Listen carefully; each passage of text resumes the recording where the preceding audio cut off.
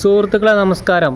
Kerala Blasters ഇന്ന് പുതിയ ഒരു താരത്തെ സൈൻ ചെയ്തിട്ടുണ്ട്. ഫ്രാൻസിസ്കോ എന്ന് പറഞ്ഞിട്ടുള്ള ഒരു അർജൻറ്റീനൻ മിഡ്ഫീൽഡറാണ്. സത്യം പറഞ്ഞു കഴിഞ്ഞാൽ കഴിഞ്ഞ ആഴ്ച മുതൽ തുടങ്ങിയ പരിപാടിയാണ്. ഒരുപാട് നമ്മൾ എന്താ പറയുക, രാവിലെ മാർക്കറ്റിലേക്ക് പോയി കഴിഞ്ഞാൽ ഒരുപാട് ആൾക്കാർ പണിക്കൊക്കെ ഉണ്ടാവും. ഓരോ വണ്ടി കയറ്റി കൊണ്ടുപോകേണ്ടതായിരിക്കാണ് ഇപ്പോൾ ബ്ലാസ്റ്റേഴ്സ് സൈൻ ചെയ്യുന്നുണ്ട്. ഓരോ ദിവസം ഓരോരുത്തരെന്ന് പറഞ്ഞ പോലെ. ഇപ്പോൾ പറഞ്ഞു തരുന്ന ഈ സീസണിൽ ഒരു പ്രതീക്ഷയില്ല. ഈ സീസണിൽ ഔട്ടായി. കളിച്ച ഒരു കളി പോലും ജയിച്ചിട്ടില്ല. എല്ലാ കളിയും പൊട്ടി. ഒരു കളി പോലും ഒന്ന് പേരിന് പോലും ജയിക്കാത്ത കേരള ബ്ലാസ്റ്റേഴ്സ് എന്തിനാണ് ഇപ്പം ഇങ്ങനെ ധൃതി കൂട്ടി സൈൻ ചെയ്തതെന്ന് ചോദിക്കുന്ന ആൾക്കാരോട് ഒന്നേ പറയാനുള്ളൂ.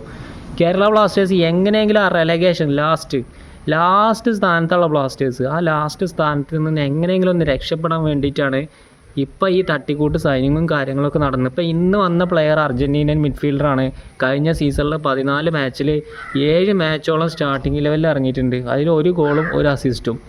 അത്യാവശ്യം കുഴപ്പമില്ലാത്തൊരു പ്ലെയറാണ്. നമുക്ക് എന്താ പറയുക, ഇതൊക്കെ ആദ്യം ചെയ്യേണ്ടിയിരുന്നു. ഇതൊന്ന് മറ്റേ പണ്ടൊരു പഴഞ്ചൊല്ലുണ്ട്, അത് ഞാൻ പറയാൻ പറ്റില്ല. അപ്പോൾ ഈ ലാസ്റ്റിക്ക് വെച്ചിട്ട് ഇങ്ങനെ സൈൻ ചെയ്യുമ്പോൾ നമുക്കും കൂടി ഒരു ഇടങ്ങറ്. കാരണം ഒന്നാമതേ കളി കാണില്ല, കളി കാണാനുള്ള മൂഡും ഇല്ല. ബ്ലാസ്റ്റേഴ്സിൻ്റെ കളി നടക്കുന്നുണ്ടോയെന്ന് പോലും അറിയണില്ല.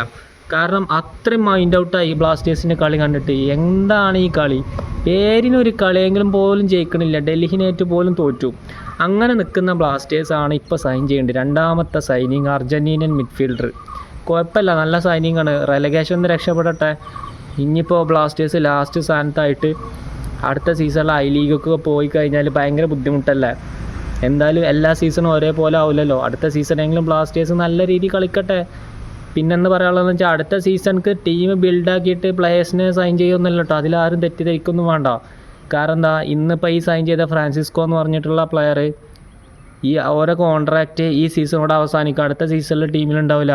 കാരണം ലൂണായാലും നോഹായാലും ഒക്കെ അടുത്ത സീസണിൽ ലോണിൽ പോയതാണ്. അടുത്ത സീസണിൽ തിരിച്ചു വരും. അപ്പോൾ അതാണ് ബ്ലാസ്റ്റേഴ്സിൻ്റെ ഒരു അവസ്ഥ. ആകെ ഇടങ്ങേറായിട്ട് വള്ളിക്കെട്ട് സീസണാണ് ഈ സീസണ്. ഈ സീസണിൽ ഏറ്റവും മോശം ടീമും ബ്ലാസ്റ്റേഴ്സ് തന്നെയാണ്. കാരണം ഫാൻസും കൈവിട്ടു, ആരാധകരും കൈവിട്ടു. പിന്നെ നമ്മൾ കളി കാണേണ്ട ഓഫ്ലൈനായിട്ട് കളി കാണുന്ന ആൾക്കാരും കളി കാണില്ല.